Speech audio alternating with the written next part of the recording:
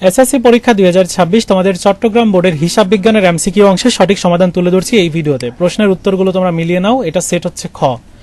1 এর সঠিক উত্তর গ, 2 এর ঘ, 3 এর সঠিক উত্তর ঘ, 4 এর ঘ, 5 এর ক।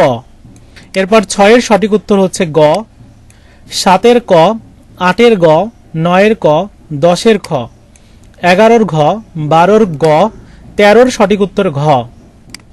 এরপর 14 নম্বরের সঠিক উত্তর হলো 14 এর খ, 15 এর ক, 16 এর ঘ, 17 এর ক, 18 এর গ।